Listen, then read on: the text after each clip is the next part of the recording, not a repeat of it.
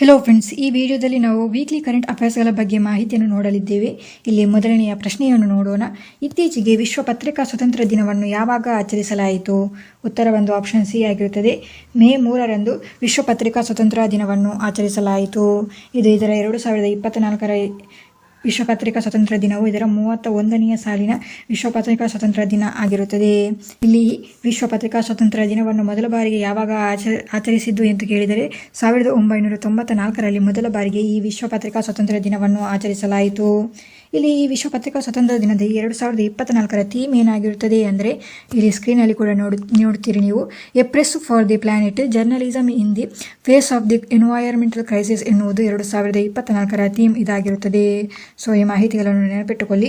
ಮುಂದಿನ ಪ್ರಶ್ನೆ ಬಗ್ಗೆ ನೋಡೋಣ. ಜಾಗತಿಕ ಚೆಸ್ ರ್ಯಾಂಕಿಂಗ್ನಲ್ಲಿ ಟಾಪ್ 10ನಲ್ಲಿ ಸ್ಥಾನ ಪಡೆದ ಭಾರತೀಯ ಚೆಸ್ ಆಟಗಾರರು ಯಾರು? ಉತ್ತರವು ಡಿ ಗುಕೇಶ್ ಮತ್ತು ಅರ್ಜುನ್ ಎರಗೇಸಿ ಇವರು ಇಬ್ಬರು ಜಾಗತಿಕ ಚೆಸ್ ರ್ಯಾಂಕಿಂಗ್ನಲ್ಲಿ ಟಾಪ್ 10ನಲ್ಲಿ ಸ್ಥಾನವನ್ನು ಪಡೆದಿರುತ್ತಾರೆ. ಇಲ್ಲಿ ಡಿ ಗುಕೇಶ್ ಅವರು 6ನೆಯ ಸ್ಥಾನವನ್ನು ಪಡೆದಿರುತ್ತಾರೆ ಮತ್ತು ಅರ್ಜುನ್ ಎರಗೇಸಿ ಅವರು 8ನೆಯ ಸ್ಥಾನವನ್ನು ಪಡೆದಿರುತ್ತಾರೆ.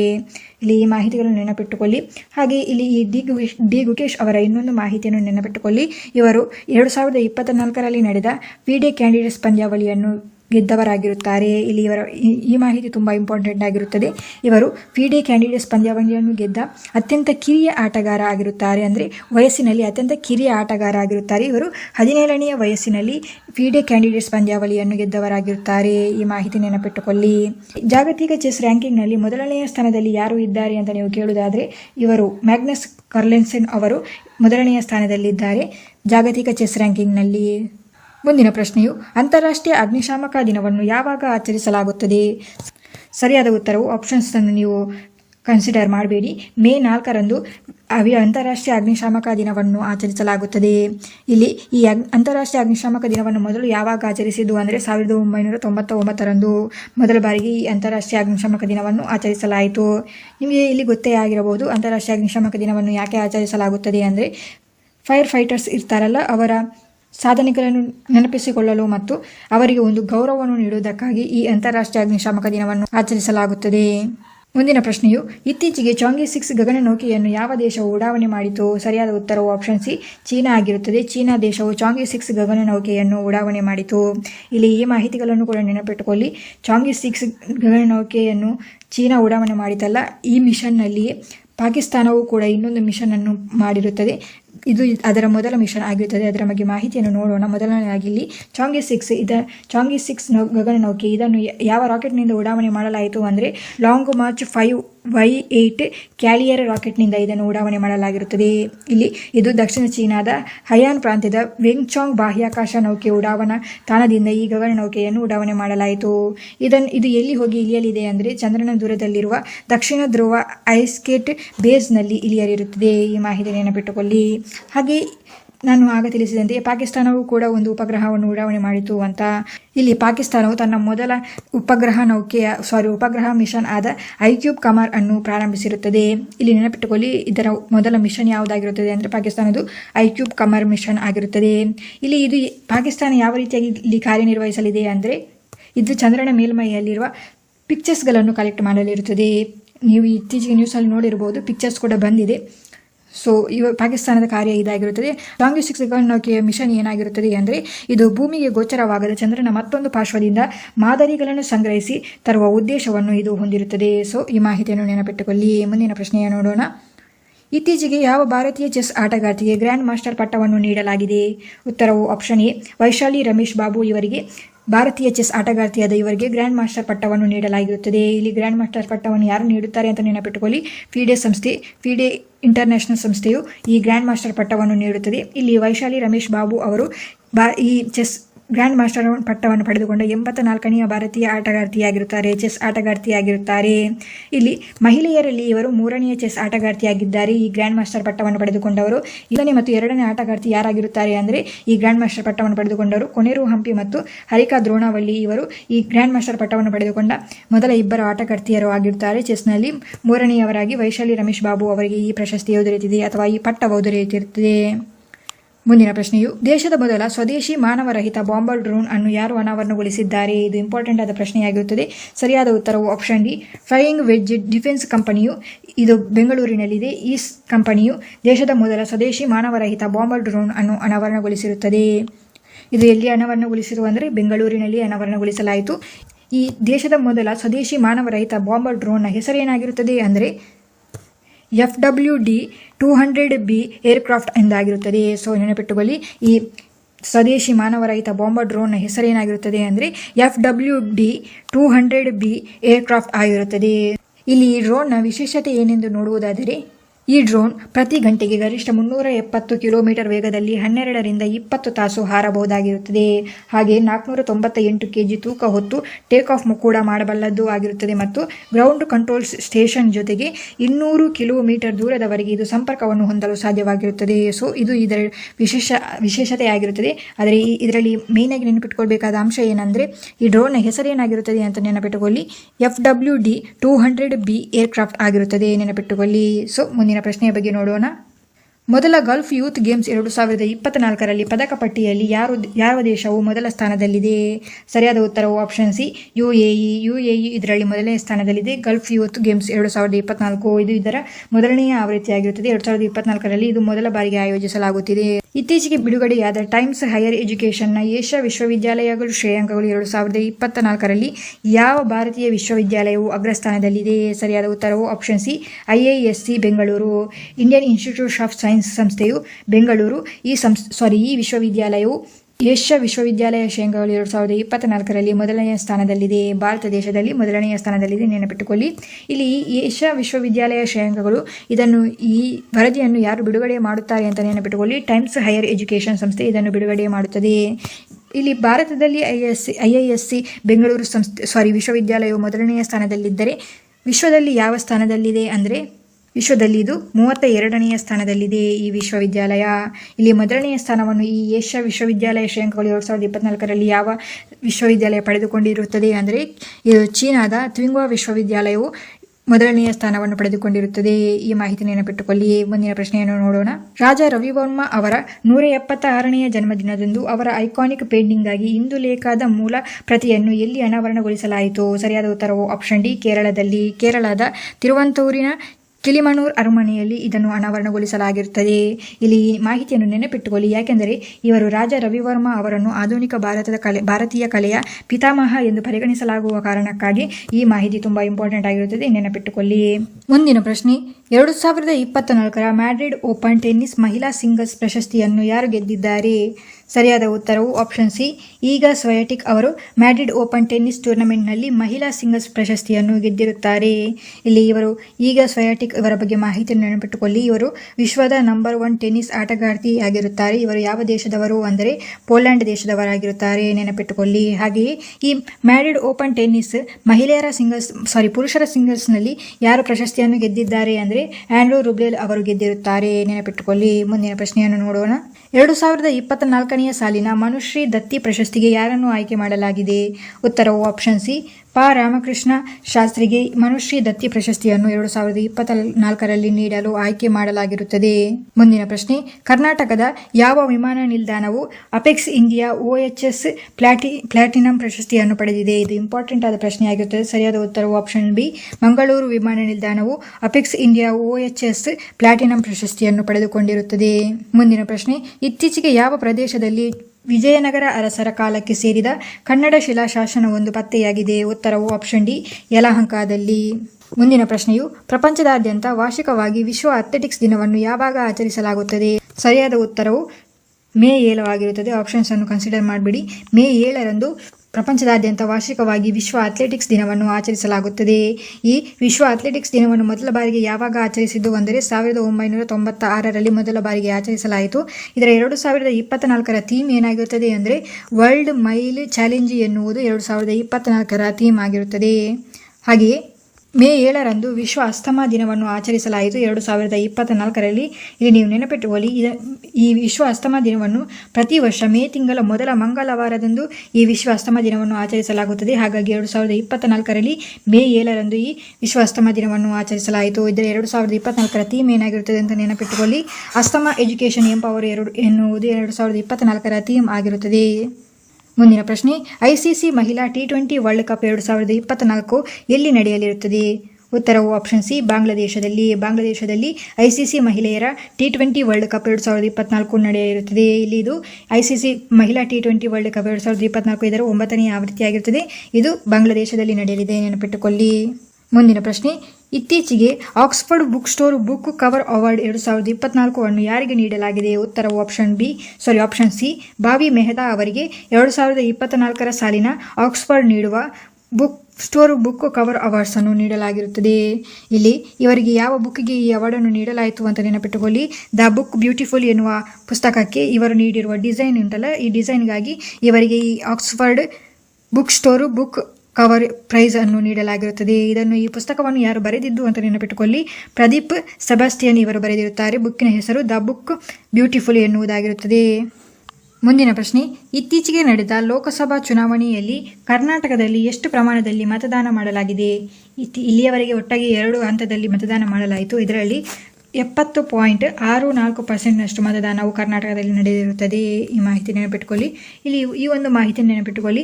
ನಮ್ಮ ರಾಜ್ಯದಲ್ಲಿ ಲೋಕಸಭಾ ಕ್ಷೇತ್ರಗಳು ಎಷ್ಟು ಇದೆ ಅಂದರೆ 28 ಇರುತ್ತದೆ, ನೆನಪಿಟ್ಟುಕೊಳ್ಳಿ. ಮುಂದಿನ ಪ್ರಶ್ನೆಯು, ವಿಶ್ವದ ಅಗ್ರ 50 ಶ್ರೀಮಂತ ನಗರಗಳಲ್ಲಿ ಭಾರತದ ಎಷ್ಟು ನಗರಗಳು ಸೇರಿವೆ? ಉತ್ತರವು ಆಪ್ಷನ್ ಬಿ, 2 ನಗರಗಳು. ಭಾರತದಲ್ಲಿ ಒಟ್ಟು 2 ನಗರಗಳು ಸೇರಿವೆ. ಅವು ಯಾವುದೆಂದರೆ ಮುಂಬೈ ಮತ್ತು ದೆಹಲಿಯಾಗಿರುತ್ತದೆ. ಮುಂಬೈಯು ಈ ಟಾಪ್ 50 ಶ್ರೀಮಂತ ನಗರಗಳಲ್ಲಿ 24ನೇ ಸ್ಥಾನವನ್ನು ಪಡೆದುಕೊಂಡಿದೆ ಮತ್ತು ದೆಹಲಿಯು 37ನೇ ಸ್ಥಾನವನ್ನು ಇಲ್ಲಿ ಪಡೆದುಕೊಂಡಿರುತ್ತದೆ. ಈ ಮಾಹಿತಿ ನೆನಪಿಟ್ಟುಕೊಳ್ಳಿ. ಹಾಗೆಯೇ ಇಲ್ಲಿ ವಿಶ್ವದ ಶ್ರೀಮಂತ ನಗರವೆಂದು ಯಾರನ್ನು ಕರೆಯಲಾಯಿತು ಅಂದರೆ ಯುನೈಟೆಡ್ ಸ್ಟೇಟ್ಸ್ನ ನ್ಯೂಯಾರ್ಕ್ ನಗರವನ್ನು ವಿಶ್ವದ ಶ್ರೀಮಂತ ನಗರ ಎಂದು ಕರೆಯಲಾಯಿತು. ಇಲ್ಲಿ ವಿಶ್ವದ ಅಗ್ರ 50 ಶ್ರೀಮಂತ ನಗರಗಳ ವರದಿಯನ್ನು ಯಾರು ಬಿಡುಗಡೆ ಮಾಡಿರುತ್ತಾರೆ ಅಂತ ನೋಡುವುದಾದ್ರಲ್ಲಿ ನ್ಯೂ ವರ್ಲ್ಡ್ ವೆಲ್ತ್ ಸಹಾಯದೊಂದಿಗೆ ಹೆನ್ಲಿ ಮತ್ತು ಪಾಲುದಾರ ಸಂಸ್ಥೆಯು ಇದನ್ನು ಬಿಡುಗಡೆ ಮಾಡಿರುತ್ತದೆ. ಇಲ್ಲಿ ಈ ಮಾಹಿತಿಯನ್ನು ನೆನಪಿಟ್ಟುಕೊಳ್ಳಿ. ಕಳೆದ 10 ವರ್ಷದಲ್ಲಿ ಕೋಟ್ಯಾಧೀಶರ ಸಂಖ್ಯೆ ದುಪ್ಪಟ್ಟು ಆದ ನಗರಗಳ ಪೈಕಿ ಭಾರತದ ನಗರವಾದ ಬೆಂಗಳೂರು ನಗರವು ಮೊದಲನೆಯ ಸ್ಥಾನವನ್ನು ಪಡೆದುಕೊಂಡಿರುತ್ತದೆ, ನೆನಪಿಟ್ಟುಕೊಳ್ಳಿ. ತುಂಬ ಇಂಪಾರ್ಟೆಂಟ್ ಆದ ಮಾಹಿತಿಯಾಗಿರುತ್ತದೆ. ಕಳೆದ 10 ವರ್ಷಗಳಲ್ಲಿ ಕೋಟ್ಯಾಧೀಶರ ಸಂಖ್ಯೆ ದುಪ್ಪಟ್ಟು ಆದ ನಗರಗಳ ಪೈಕಿಯಲ್ಲಿ ಮೊದಲನೆಯ ಸ್ಥಾನ ಬೆಂಗಳೂರು ನಗರ ಪಡೆದುಕೊಂಡಿರುತ್ತದೆ. ಗ್ಲೋಬಲ್ ಎಲೆಕ್ಟ್ರಿಸಿಟಿ ರಿವ್ಯೂ ವರದಿಯ ಪ್ರಕಾರ 2023ರಲ್ಲಿ ಸೌರ ವಿದ್ಯುತ್ ಉತ್ಪಾದನೆಯಲ್ಲಿ ಭಾರತವು ವಿಶ್ವದಲ್ಲಿ ಯಾವ ಸ್ಥಾನದಲ್ಲಿದೆ? ಉತ್ತರವು ಆಪ್ಷನ್ ಸಿ, 3ನೆಯ ಸ್ಥಾನವನ್ನು ಭಾರತವು ಇಲ್ಲಿ ಪಡೆದುಕೊಂಡಿರುತ್ತದೆ. ಇಲ್ಲಿ ಮೊದಲನೆಯದಾಗಿ ಈ ಗ್ಲೋಬಲ್ ಎಲೆಕ್ಟ್ರಿಸಿಟಿ ರಿವ್ಯೂ ವರದಿಯನ್ನು ಯಾರು ಬಿಡುಗಡೆ ಮಾಡುತ್ತಾರೆ ಅಂತ ನೋಡುವುದಾದಲ್ಲಿ ಇದು US ಮೂಲದ ಜಾಗತಿಕ ಥಿಂಕ್ ಟ್ಯಾಂಕ್ ಎನ್ನುವ ಸಂಸ್ಥೆಯು ಇದನ್ನು ಬಿಡುಗಡೆ ಮಾಡುತ್ತದೆ. ಇಲ್ಲಿ ಭಾರತವು 3ನೆಯ ಸ್ಥಾನವನ್ನು ಪಡೆದುಕೊಂಡಿರುತ್ತದೆ ಮತ್ತು ಇಲ್ಲಿ ಮೊದಲನೆಯ ಸ್ಥಾನವನ್ನು ಯಾರು ಪಡೆದುಕೊಂಡರು ಅಂದರೆ ಯಾವ ದೇಶ ಪಡೆದುಕೊಂಡಿತು ಅಂದರೆ ಚೀನಾ ದೇಶ ಪಡೆದುಕೊಂಡಿರುತ್ತದೆ. ಮುಂದಿನ ಪ್ರಶ್ನೆಯು, ಪ್ರತಿ ವರ್ಷ ವಿಶ್ವ ರೆಡ್ ಕ್ರಾಸ್ ದಿನವನ್ನು ಯಾವಾಗ ಆಚರಿಸಲಾಗುತ್ತದೆ? ಸರಿಯಾದ ಉತ್ತರವು ಮೇ 8ರಂದು ವಿಶ್ವ ರೆಡ್ ಕ್ರಾಸ್ ದಿನವನ್ನು ಆಚರಿಸಲಾಗುತ್ತದೆ. ಈ ವಿಶ್ವ ರೆಡ್ ಕ್ರಾಸ್ ದಿನವನ್ನು ಮೊದಲ ಬಾರಿಗೆ ಯಾವಾಗ ಆಚರಿಸಿದ್ದು ಅಂದರೆ 1948ರಲ್ಲಿ. ಇದರ 2024ರ ಥೀಮ್ ಏನಾಗಿರುತ್ತದೆ ಅಂದರೆ ಕೀಪ್ ಹ್ಯುಮ್ಯಾನಿಟಿ ಅಲೈವ್ ಎನ್ನುವುದು 2024ರ ಥೀಮ್ ಆಗಿರುತ್ತದೆ. ಮುಂದಿನ ಪ್ರಶ್ನೆಯು, ವಿಶ್ವಸಂಸ್ಥೆಯು ಯಾವ ದಿನವನ್ನು ವಿಶ್ವ ಫುಟ್ಬಾಲ್ ದಿನವೆಂದು ಘೋಷಿಸಿತು? ಇದು ಮೊದಲ ಬಾರಿಗೆ ಘೋಷಿಸಲಾಗಿರುತ್ತದೆ. ಉತ್ತರವು ಆಪ್ಷನ್ ಬಿ, ಮೇ 25ರಂದು ವಿಶ್ವಸಂಸ್ಥೆಯು ವಿಶ್ವ ಫುಟ್ಬಾಲ್ ದಿನವೆಂದು ಘೋಷಿಸಲಾಗಿರುತ್ತದೆ. ಇಲ್ಲಿ ಮೇ 25ರಂದೇ ವಿಶ್ವಸಂಸ್ಥೆಯು ವಿಶ್ವ ಫುಟ್ಬಾಲ್ ದಿನವೆಂದು ಘೋಷಿಸಲು ಕಾರಣ ಏನಾಗಿರುತ್ತದೆ ಅಂದರೆ ಮೊದಲ ಬಾರಿಗೆ ಫುಟ್ಬಾಲ್ ಪಂದ್ಯವನ್ನು ಮೇ 25, 1924ರಲ್ಲಿ ಆಡಲಾಯಿತು. ಹಾಗಾಗಿ ಮೇ 25ರಂದು ವಿಶ್ವಸಂಸ್ಥೆ ವಿಶ್ವ ಫುಟ್ಬಾಲ್ ದಿನವೆಂದು ಘೋಷಿಸಿತು. ಇದನ್ನು ಎಲ್ಲಿ ಆಡಲಾಗಿರುತ್ತದೆ ಅಂದರೆ ಪ್ಯಾರಿಸ್ನಲ್ಲಿ. ವರ್ಷ ಯಾವುದು? 1924. ಮುಂದಿನ ಪ್ರಶ್ನೆಯು, ಸೆಮಿ ಕ್ರಯೋಜೆನಿಕ್ ಅಡಿಯಲ್ಲಿ ಇಸ್ರೋ ಸಂಸ್ಥೆಯು ಪ್ರೀ ಬರ್ನರ್ ಇಗ್ನಿಷನ್ ಅನ್ನು ಎಲ್ಲಿ ಯಶಸ್ವಿಯಾಗಿ ಪರೀಕ್ಷಿಸಿದೆ? ಉತ್ತರವು ಆಪ್ಷನ್ ಎ, ತಮಿಳುನಾಡಿನಲ್ಲಿ ಪರೀಕ್ಷಿಸಿರುತ್ತದೆ. ಮುಂದಿನ ಪ್ರಶ್ನೆಯು, ಇತ್ತೀಚೆಗೆ ಯಾರು ಸ್ಕಾಟ್ಲೆಂಡ್ ದೇಶದ ಫಸ್ಟ್ ಮಿನಿಸ್ಟರ್ ಆಗಿರುತ್ತಾರೆ? ಸರಿಯಾದ ಉತ್ತರವು ಆಪ್ಷನ್ ಸಿ, ಜಾನ್ ಸ್ವೆನ್ನಿ ಇವರು 2024ರಲ್ಲಿ ಸ್ಕಾಟ್ಲೆಂಡ್ ದೇಶದ ಫಸ್ಟ್ ಮಿನಿಸ್ಟರ್ ಆಗಿರುತ್ತಾರೆ, ನೆನಪಿಟ್ಟುಕೊಳ್ಳಿ. ಮುಂದಿನ ಪ್ರಶ್ನೆಯು ಗಾಳಿಯಿಂದ CO2 ಹೀರಿಕೊಳ್ಳುವ ವಿಶ್ವದ ಅತಿ ದೊಡ್ಡ ಸ್ಥಾವರವನ್ನು ಎಲ್ಲಿ ಪ್ರಾರಂಭಿಸಲಾಯಿತು? ಸರಿಯಾದ ಉತ್ತರವು ಆಪ್ಷನ್ ಬಿ, ಐಸ್ಲ್ಯಾಂಡ್ನಲ್ಲಿ ಪ್ರಾರಂಭಿಸಲಾಗಿರುತ್ತದೆ. ಇಲ್ಲಿ ಈ CO2 ಹೀರಿಕೊಳ್ಳುವ ವಿಶ್ವದ ಅತಿ ದೊಡ್ಡ ಸ್ಥಾವರವನ್ನು ಯಾರು ಪ್ರಾರಂಭಿಸಿದ್ದಾರೆ ಅಂದರೆ ಕ್ಲೈಮ್ವರ್ಕ್ ಸಂಸ್ಥೆ ಇದನ್ನು ಪ್ರಾರಂಭ ಮಾಡಿರುತ್ತದೆ. ಇದರಲ್ಲಿ ಈ CO2 ಅನ್ನು ಹೀರಿಕೊಳ್ಳುವ ಸಸ್ಯ ಯಾವುದಾಗಿರುತ್ತದೆ ಅಂದರೆ ಮ್ಯಾಮಸ್ ಸಸ್ಯ ಆಗಿರುತ್ತದೆ. ಇದರ ಹೆಸರು ಮ್ಯಾಮಸ್ ಸಸ್ಯ ಆಗಿರುತ್ತದೆ, ನೆನಪಿಟ್ಟುಕೊಳ್ಳಿ. ಇಲ್ಲಿ CO2 ಅಂದರೆ ಏನು ಅಂದರೆ ಇಂಗಾಲದ ಡೈಆಕ್ಸೈಡ್ ಆಗಿರುತ್ತದೆ. ಇಲ್ಲಿ ಈ ಗಾಳಿಯಿಂದ CO2 ಅನ್ನು ಹೀರಿಕೊಳ್ಳುವ ವಿಶ್ವದ ಅತಿ ದೊಡ್ಡ ಸ್ಥಾವರದಲ್ಲಿ ಎಷ್ಟು ಟನ್ನಷ್ಟು ಇಂಗಾಲದ ಡೈಆಕ್ಸೈಡ್ ಅನ್ನು ಹೀರಿಕೊಳ್ಳಲಾಗುತ್ತದೆ ಅಂದರೆ 36,000 ಟನ್ನಷ್ಟು ಸ್ಥಾವರದಲ್ಲಿ ಸಂಗ್ರಹಿಸಲಾಗುತ್ತದೆ ಎಂದು ತಿಳಿಸಿದ್ದಾರೆ. ಈ ಮಾಹಿತಿ ನೆನಪಿಟ್ಟುಕೊಳ್ಳಿ. ಮುಂದಿನ ಪ್ರಶ್ನೆಯನ್ನು ನೋಡೋಣ. ಇತ್ತೀಚೆಗೆ ವಿಶ್ವ ಸ್ಕಾನರ್ ಚಾಂಪಿಯನ್ಶಿಪ್ 2024 ಪ್ರಶಸ್ತಿಯನ್ನು ಯಾರು ಗೆದ್ದರು? ಸರಿಯಾದ ಉತ್ತರವು ಆಪ್ಷನ್ ಎ, ಕಿರಾನ್ ಮಿಲ್ಸನ್ ಅವರು 2024 ಸಾಲಿನ ವಿಶ್ವ ಸ್ಕಾನರ್ ಚಾಂಪಿಯನ್ಶಿಪ್ ಪ್ರಶಸ್ತಿಯನ್ನು ಗೆದ್ದಿರುತ್ತಾರೆ. ಇಲ್ಲಿ ಇವರನ್ನು ಯಾರನ್ನು ಸೋಲಿಸುವ ಮುಖಾಂತರ ಗೆದ್ದರು ಅಂದರೆ ಜಾಕ್ಸ್ ಜೋನ್ಸ್ ಅವರನ್ನು ಸೋಲಿಸುವ ಮುಖಾಂತರ ಈ ಪ್ರಶಸ್ತಿಯನ್ನು ಗೆದ್ದಿರುತ್ತಾರೆ. ಮೇ 2024ರಲ್ಲಿ ಭಾರತ ಮತ್ತು ಯಾವ ದೇಶದ ನಡುವೆ ಶಕ್ತಿ ವ್ಯಾಯಾಮವು ಆಯೋಜಿಸಲಾಯಿತು? ನೆನಪಿಟ್ಟುಕೊಳ್ಳಿ, ಶಕ್ತಿ ವ್ಯಾಯಾಮವಾಗಿರುತ್ತದೆ. ಸರಿಯಾದ ಉತ್ತರವು ಆಪ್ಷನ್ ಸಿ, ಫ್ರಾನ್ಸ್ ಆಗಿರುತ್ತದೆ. ಫ್ರಾನ್ಸ್ ಮತ್ತು ಭಾರತವು ಜಂಟಿಯಾಗಿ ಈ ಶಕ್ತಿ ವ್ಯಾಯಾಮವನ್ನು ಆಯೋಜಿಸುತ್ತದೆ. ಮುಂದಿನ ಪ್ರಶ್ನೆಯು ಭಾರತೀಯ ಸೇನೆಯ ಕಾರ್ಗೋ ಕ್ರಾಫ್ಟ್ ಮತ್ತು ಭಾರತೀಯ ವಾಯುಪಡೆ ನಡೆಸಿದ ಜಂಟಿ ವ್ಯಾಯಾಮದ ಹೆಸರೇನಾಗಿರುತ್ತದೆ? ಸರಿಯಾದ ಉತ್ತರವು ಆಪ್ಷನ್ ಬಿ, ಗಗನ್ ಸ್ಟ್ರೈಕ್ 2 ಆಗಿರುತ್ತದೆ. ಮುಂದಿನ ಪ್ರಶ್ನೆ, 2024 ಪುಲಿಟ್ಜರ್ ಪ್ರಶಸ್ತಿಯ ಅಂತಾರಾಷ್ಟ್ರೀಯ ವರದಿಗಾರಿಕೆ ವಿಭಾಗದಲ್ಲಿ ಇತ್ತೀಚೆಗೆ ಯಾರನ್ನು ಆಯ್ಕೆ ಮಾಡಲಾಗಿದೆ? ಸರಿಯಾದ ಉತ್ತರವು ಆಪ್ಷನ್ ಎ, ನ್ಯೂಯಾರ್ಕ್ ಟೈಮ್ಸ್ಗೆ ಪುಲಿಟ್ಜರ್ ಪ್ರಶಸ್ತಿಯ 2024 ಸಾಲಿನ ಅಂತಾರಾಷ್ಟ್ರೀಯ ವರದಿಯ ವಿಭಾಗದಲ್ಲಿ ಆಯ್ಕೆ ಮಾಡಲಾಗಿರುತ್ತದೆ. ಈ ಅಂತಾರಾಷ್ಟ್ರೀಯ ವರದಿ ವಿಭಾಗ ಅಂದರೆ ಇಂಟರ್ನ್ಯಾಷನಲ್ ರಿಪೋರ್ಟಿಂಗ್ ಕೆಟಗರಿ ಆಗಿರುತ್ತದೆ. ಈ ವಿಭಾಗದಲ್ಲಿ ನ್ಯೂಯಾರ್ಕ್ ಟೈಮ್ಸ್ ದಿನಪತ್ರಿಕೆಯು ಪುಲಿಟ್ಜರ್ ಪ್ರಶಸ್ತಿಯನ್ನು ಪಡೆದಿರುತ್ತದೆ 2024ರಲ್ಲಿ, ನೆನಪಿಟ್ಟುಕೊಳ್ಳಿ. ಮುಂದಿನ ಪ್ರಶ್ನೆ, ಇದು ಇಂಪಾರ್ಟೆಂಟ್ ಆದ ಪ್ರಶ್ನೆಯಾಗಿರುತ್ತದೆ. ಉತ್ತರಾಖಂಡದಲ್ಲಿ ಕಾಡ್ಗಿಚ್ಚನ್ನು ಎದುರಿಸಲು ಇತ್ತೀಚೆಗೆ IAF ಇಂಡಿಯನ್ ಏರ್ ಫೋರ್ಸ್ ಯಾವ ಕಾರ್ಯಾಚರಣೆಯನ್ನು ನಡೆಸಿತು? ಸರಿಯಾದ ಉತ್ತರವು ಆಪ್ಷನ್ ಡಿ ಆಗಿರುತ್ತದೆ, ಬಾಂಬಿ ಬಕೆಟ್ ಕಾರ್ಯಾಚರಣೆಯನ್ನು ಮಾಡಿರುತ್ತದೆ.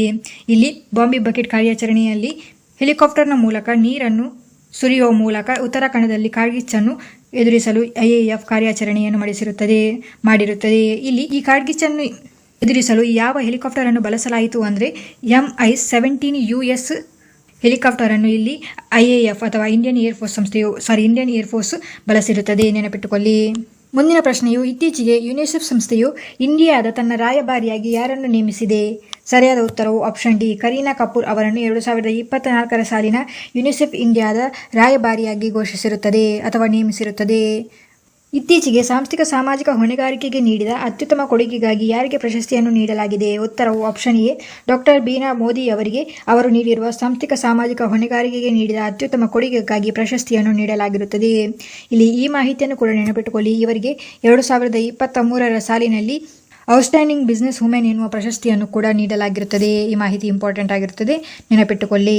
ಮುಂದಿನ ಪ್ರಶ್ನೆ ನೋಡೋಣ. 6ನೆಯ ಅಂತಾರಾಷ್ಟ್ರೀಯ ವೃತ್ತಪತ್ರಿಕೆ ವಿನ್ಯಾಸ ಸ್ಪರ್ಧೆಯಲ್ಲಿ ಯಾವ ಪತ್ರಿಕೆಯು ಬೆಸ್ಟ್ ಆಫ್ ಶೋ ಪ್ರಶಸ್ತಿಯನ್ನು ಪಡೆಯಿತು? ಸರಿಯಾದ ಉತ್ತರವು ಆಪ್ಷನ್ ಬಿ, ದಿ ಹಿಂದೂ ದಿನಪತ್ರಿಕೆಯು 6ನೇ ಅಂತಾರಾಷ್ಟ್ರೀಯ ವೃತ್ತಪತ್ರಿಕೆ ವಿನ್ಯಾಸ ಸ್ಪರ್ಧೆಯಲ್ಲಿ ಬೆಸ್ಟ್ ಆಫ್ ಶೋ ಪ್ರಶಸ್ತಿಯನ್ನು ಪಡೆಯಿತು. ಹಾಗೆಯೇ ಇಲ್ಲಿ ಇನ್ನೊಂದು ಮಾಹಿತಿಯನ್ನು ನೆನಪಿಟ್ಟುಕೊಳ್ಳಿ. ಇವರು ಒಟ್ಟಾಗಿ 3 ಪ್ರಶಸ್ತಿಯನ್ನು ಈ ಅಂತಾರಾಷ್ಟ್ರೀಯ ವೃತ್ತಪತ್ರಿಕೆ ವಿನ್ಯಾಸ ಸ್ಪರ್ಧೆಯಲ್ಲಿ ಪಡೆದುಕೊಂಡಿದ್ದಾರೆ. ಮೊದಲನೆಯದ್ದು ಬೆಸ್ಟ್ ಆಫ್ ಶೋ ಪ್ರಶಸ್ತಿಯಾಗಿರುತ್ತದೆ. ಎರಡನೆಯ ಪ್ರಶಸ್ತಿಯು ಬೆಸ್ಟ್ ಆಫ್ ಸ್ಪೋರ್ಟ್ಸ್ ಪೇಜ್ನಲ್ಲಿ ವಿಭಾಗದಲ್ಲಿ ಗೋಲ್ಡ್ ಪ್ರಶಸ್ತಿಯನ್ನು ಪಡೆದುಕೊಂಡಿರುತ್ತಾರೆ. ಇವರ ಯಾವ ಆರ್ಟಿಕಲ್ಗೆ ಈ ಪ್ರಶಸ್ತಿ ನೀಡಿದ್ದಾರೆ ಅಂದರೆ the science behind Neeraj skill ಎನ್ನುವ ಆರ್ಟಿಕಲ್ಗೆ ಈ ಪ್ರಶಸ್ತಿಯನ್ನು ನೀಡಲಾಗಿರುತ್ತದೆ. ಇಲ್ಲಿ ಇದು ನೀರಜ್ ಚೋಪ್ರಾ ಭಾರತಕ್ಕೆ ಜಾವೆಲಿನ್ ಎಸೆತದಲ್ಲಿ ಚಿನ್ನವನ್ನು ತಂದುಕೊಟ್ಟ ನೀರಜ್ ಚೋಪ್ರಾ ಅವರ ಒಂದು ಸಾಧನೆಯ ಬಗ್ಗೆ ಇಲ್ಲಿ ಮಾಹಿತಿಯನ್ನು ನೀಡಲಾಗಿರುತ್ತದೆ ಈ ಆರ್ಟಿಕಲ್ನಲ್ಲಿ. ಈ ಮಾಹಿತಿ ಇಂಪಾರ್ಟೆಂಟ್ ಆಗಿರುತ್ತದೆ, ನೆನಪಿಟ್ಟುಕೊಳ್ಳಿ. ಮತ್ತು 3ನೇ ಅವಾರ್ಡ್ ಯಾವುದಾಗಿರುತ್ತದೆ ಅಂದರೆ ಬೆಸ್ಟ್ ಆಫ್ ಡಬಲ್ ಸ್ಪೇಡ್ ವಿಭಾಗದಲ್ಲಿ ಅವಾರ್ಡ್ಸ್ ಆಫ್ ಎಕ್ಸಲೆನ್ಸ್ ಅವಾರ್ಡ್ ಅನ್ನು ನೀಡಲಾಯಿತು. 2024ರಲ್ಲಿ ಥಾಮಸ್ ಕಪ್ ಅನ್ನು ಯಾರು ಗೆದ್ದರು? ಸರಿಯಾದ ಉತ್ತರವು ಆಪ್ಷನ್ ಎ, ಚೀನಾ ಆಗಿರುತ್ತದೆ. ಚೀನಾ ದೇಶವು ಥಾಮಸ್ ಕಪ್ ಅನ್ನು ಗೆದ್ದಿತು. ಇಲ್ಲಿ ಥಾಮಸ್ ಕಪ್ ಅಂದರೆ ಏನು ಅಂದರೆ ಇದು ಪುರುಷರ ಬ್ಯಾಡ್ಮಿಂಟನ್ ಸ್ಪರ್ಧೆಯಾಗಿರುತ್ತದೆ. ಹಾಗೆಯೇ ಇಲ್ಲಿ ಪುರುಷರ ಬ್ಯಾಡ್ಮಿಂಟನ್ ಸ್ಪರ್ಧೆಯನ್ನು ಥಾಮಸ್ ಕಪ್ ಎಂದು ಕರೆಯಲಾಗುತ್ತದೆ ಮತ್ತು ಮಹಿಳೆಯರ ಬ್ಯಾಡ್ಮಿಂಟನ್ ಸ್ಪರ್ಧೆಯನ್ನು ಉಬರ್ ಕಪ್ ಎಂದು ಕರೆಯಲಾಗುತ್ತದೆ. ಇಲ್ಲಿ ನೆನಪಿಟ್ಟುಕೊಳ್ಳಿ. ಮೊದಲನೇದಾಗಿ ಇಲ್ಲಿ ಥಾಮಸ್ ಕಪ್ನ ಬಗ್ಗೆ ನೋಡೋಣ. ಇದರಲ್ಲಿ 2024ರಲ್ಲಿ ಚೀನಾವು ಗೆದ್ದಿರುತ್ತದೆ. ಇಲ್ಲಿ ಚೀನಾ ಇಂಡೋನೇಷ್ಯಾ ದೇಶವನ್ನು ಸೋಲಿಸುವ ಮುಖಾಂತರ ಅಥವಾ ಇಂಡೋನೇಷ್ಯಾ ತಂಡವನ್ನು ಸೋಲಿಸುವ ಮುಖಾಂತರ ಈ ಪ್ರಶಸ್ತಿಯನ್ನು ಗೆದ್ದಿತು. ಹಾಗೆಯೇ ಉಬರ್ ಕಪ್ ಇದು ಮಹಿಳೆಯರ ಬ್ಯಾಡ್ಮಿಂಟನ್ ಸ್ಪರ್ಧೆಯಾಗಿರುತ್ತದೆ. ಇಲ್ಲಿ ಚೀನಾ ದೇಶವು 2024ರಲ್ಲಿ ಗೆದ್ದಿರುತ್ತದೆ. ಯಾರನ್ನು ಸೋಲಿಸುವ ಮುಖಾಂತರ? ಇಂಡೋನೇಷ್ಯಾವನ್ನು ಸೋಲಿಸುವ ಮುಖಾಂತರ ಚೀನಾ ಈ ಕಪ್ಪನ್ನು ಗೆದ್ದಿತು. ಸೊ ಈ ಮಾಹಿತಿ ನೆನಪಿಟ್ಟುಕೊಳ್ಳಿ. ಮುಂದಿನ ಪ್ರಶ್ನೆಯು ಇತ್ತೀಚೆಗೆ ಯಾರು ಪನಾಮ ದೇಶದ ಹೊಸ ಅಧ್ಯಕ್ಷರಾಗಿದ್ದಾರೆ? ಸರಿಯಾದ ಉತ್ತರವು ಆಪ್ಷನ್ ಬಿ, ಜೋಸ್ ರೂಯಲ್ ಮುಲಿನೋ ಅವರು ಪನಾಮ ದೇಶದ ನೂತನ ಅಧ್ಯಕ್ಷರಾಗಿರುತ್ತಾರೆ. ಮುಂದಿನ ಪ್ರಶ್ನೆಯನ್ನು ನೋಡೋಣ. ಇತ್ತೀಚೆಗೆ ವಿಶ್ವದ ಮೊದಲ ಎಐ ವಕ್ತಾರ ವಿಕ್ಟೋರಿಯಾ ಶಿ ಅನ್ನು ಯಾರು ಪ್ರಾರಂಭಿಸಿದ್ದಾರೆ? ಸರಿಯಾದ ಉತ್ತರವು ಆಪ್ಷನ್ ಸಿ, ಉಕ್ರೇನ್ ದೇಶ. ಉಕ್ರೇನ್ ದೇಶವು ವಿಶ್ವದ ಮೊದಲ ಎಐ ವಕ್ತಾರವಾದ ವಿಕ್ಟೋರಿಯಾ ಶಿ ಅನ್ನು ಪ್ರಾರಂಭಿಸಿರುತ್ತದೆ. ಹೆಸರು ನೆನಪಿಟ್ಟುಕೊಳ್ಳಿ, ವಿಕ್ಟೋರಿಯಾ ಶಿ. ಎಲ್ಲಿ ಇದನ್ನು ಪ್ರಾರಂಭಿಸಲಾಗಿದೆ? ಉಕ್ರೇನ್ನಲ್ಲಿ. ಇದು ಎಐ ವಕ್ತಾರ ಆಗಿರುತ್ತದೆ. ಅಂದರೆ ಇದು ಗವರ್ಮೆಂಟ್ನಿಂದ ನೀಡುವ ಕೆಲವು ಮಾಹಿತಿಗಳು ಇರುತ್ತದಲ್ಲ, ಅದು ಎಐ ಮುಖಾಂತರ ಜನರಿಗೆ ತಲುಪಿಸಲಾಗುತ್ತದೆ. ಇದರ ಮಾಹಿತಿಯಾಗಿರುತ್ತದೆ. ಇಲ್ಲಿ ಎಐ ಬಗ್ಗೆ ಚರ್ಚಿಸುತ್ತಿರುವುದರಿಂದ ಕೆಲವು ಇಂಪಾರ್ಟೆಂಟ್ ಆದ ಮಾಹಿತಿಗಳನ್ನು ನೋಡೋಣ. ಕನ್ನಡದ ಸುದ್ದಿ ವಾಹಿನಿಯಾದ ಪವರ್ ಟಿವಿ ದಕ್ಷಿಣ ಭಾರತದ ಮೊದಲ ರೋಬೋಟಿಕ್ ಆಂಕರ್ ಅನ್ನು ಪರಿಚಯಿಸಿತು. ಇದರ ಹೆಸರು ಏನೆಂದು ನೆನಪಿಟ್ಟುಕೊಳ್ಳಿ, ಸೌಂದರ್ಯ ಆಗಿರುತ್ತದೆ. ಇವರು ಎಐ ಆಂಕರ್ ಆಗಿರುತ್ತಾರೆ. ಕನ್ನಡ ಸುದ್ದಿ ವಾಹಿನಿಯಾದ ಪವರ್ ಟಿವಿ ಬಿಡುಗಡೆ ಮಾಡಿರುವ ಎಐ ಆಂಕರ್, ಇವರ ಹೆಸರು ನೆನಪಿಟ್ಟುಕೊಳ್ಳಿ, ಸೌಂದರ್ಯ ಆಗಿರುತ್ತದೆ. ಹಾಗೆಯೇ ದೇಶದ ಮೊದಲ ಎಐ ನ್ಯೂಸ್ ರೀಡರ್ ಯಾರಾಗಿರುತ್ತಾರೆ ಅಂದರೆ ಲೀಸಾ ಆಗಿರುತ್ತದೆ. ಇದನ್ನು ಇದು ಒಡಿಶಾದ ಟಿವಿ ಆಗಿರುತ್ತದೆ, ಟಿವಿ ನ್ಯೂಸ್ ಆಗಿರುತ್ತದೆ. ಟಿವಿಯು ಪರಿಚಯಿಸಿತು. ಹಾಗೆಯೇ ವಿಶ್ವದ ಮೊದಲ ಎಐ ಚಾಲಿತ ಆಂಟಿ ಡ್ರೋನ್ ಸಿಸ್ಟಮ್ ಅನ್ನು ಭಾರತದಲ್ಲಿ ಪ್ರಾರಂಭಿಸಲಾಗಿರುತ್ತದೆ. ಇದರ ಹೆಸರು ಏನಾಗಿರುತ್ತದೆ ಅಂದರೆ ಇಂದ್ರಜಾಲ ಆಗಿರುತ್ತದೆ. ನೆನಪಿಟ್ಟುಕೊಳ್ಳಿ. ಮುಂದಿನ ಪ್ರಶ್ನೆಯನ್ನು ನೋಡೋಣ. ಇಂಡಿಯನ್ ಸೂಪರ್ ಲೀಗ್ 2023-24 ಇದು ಫುಟ್ಬಾಲ್ ಪಂದ್ಯಾವಳಿ ಆಗಿರುತ್ತದೆ. ಇದನ್ನು ಯಾರು ಗೆದ್ದಿರುತ್ತಾರೆ? ಸರಿಯಾದ ಉತ್ತರವು ಆಪ್ಷನ್ ಎ, ಮುಂಬೈ ಸಿಟಿ ಎಫ್ಸಿಯು ಇಂಡಿಯನ್ ಸೂಪರ್ ಲೀಗ್ 2023-24 ಸಾಲಿನ ಪ್ರಶಸ್ತಿಯನ್ನು ಗೆದ್ದಿರುತ್ತದೆ. ಯಾರನ್ನು ಸೋಲಿಸುವ ಮುಖಾಂತರ ಗೆದ್ದರು ಅಂದರೆ ಮೋಹನ್ ಬಗಾನ್ ತಂಡವನ್ನು ಸೋಲಿಸುವ ಮುಖಾಂತರ ಮುಂಬೈ ಸಿಟಿ ಎಫ್ಸಿಯು ಗೆದ್ದಿರುತ್ತದೆ. ಇದು ಈ ಇಂಡಿಯನ್ ಸೂಪರ್ ಲೀಗ್ 2023-24 ಇದರ 10ನೇ ಆವೃತ್ತಿಯಾಗಿರುತ್ತದೆ. ನೆನಪಿಟ್ಟುಕೊಳ್ಳಿ. ಮುಂದಿನ ಪ್ರಶ್ನೆಯನ್ನು ನೋಡೋಣ. ಸರ್ಕಾರಿ ನಿವೃತ್ತಿ ಹೊಂದಿದ ಜನರಿಗೆ ಪಿಂಚಣಿ ಇಲಾಖೆಯು ಇತ್ತೀಚೆಗೆ ಯಾವ ಪೋರ್ಟಲ್ ಅನ್ನು ಪ್ರಾರಂಭಿಸಿದೆ? ಸರಿಯಾದ ಉತ್ತರವು ಆಪ್ಷನ್ ಡಿ, ಭವಿಷ್ಯ ಪೋರ್ಟಲ್ ಅನ್ನು ಪ್ರಾರಂಭಿಸಿರುತ್ತದೆ. ಇಲ್ಲಿ ಕೇಂದ್ರ ಸರ್ಕಾರವು ಬ್ಯಾಂಕ್ ಆಫ್ ಇಂಡಿಯಾದೊಂದಿಗೆ ಈ ಪೋರ್ಟಲ್ ಅನ್ನು ಪ್ರಾರಂಭಿಸಿರುತ್ತದೆ. ನೆನಪಿಟ್ಟುಕೊಳ್ಳಿ. ಈ ಮಾಹಿತಿ ಇಂಪಾರ್ಟೆಂಟ್ ಆಗಿರುತ್ತದೆ. ಮುಂದಿನ ಪ್ರಶ್ನೆ, ಯಾವ ಕಂಪನಿಯು ಇತ್ತೀಚೆಗೆ ಭಾರತದಲ್ಲಿ ತನ್ನ ವ್ಯಾಲೆಟ್ ಅಪ್ಲಿಕೇಶನ್ ಅನ್ನು ಪ್ರಾರಂಭಿಸಿದೆ? ಸರಿಯಾದ ಉತ್ತರವು ಆಪ್ಷನ್ ಬಿ, ಗೂಗಲ್ ಇತ್ತೀಚೆಗೆ ಭಾರತದಲ್ಲಿ ತನ್ನ ವ್ಯಾಲೆಟ್ ಅಪ್ಲಿಕೇಶನ್ ಅನ್ನು ಪ್ರಾರಂಭಿಸಿರುತ್ತದೆ. ಇಲ್ಲಿ ಈ ವ್ಯಾಲೆಟ್ ಅಪ್ಲಿಕೇಶನ್ ಉಪಯೋಗ ಏನಾಗಿರುತ್ತದೆ ಅಂದರೆ ಇದು ಡಿಜಿಟಲ್ ಡಾಕ್ಯುಮೆಂಟ್ಸ್ಗಳನ್ನು ಸಂಗ್ರಹಿಸಲು ಇದನ್ನು ಬಳಸಲಾಗುತ್ತದೆ. ಸೊ ಇದು ವೀಕ್ಲಿ ಕರೆಂಟ್ ಅಫೇರ್ಸ್ಗಳ ಅಪ್ಡೇಟ್ ಆಗಿತ್ತು. Thank you.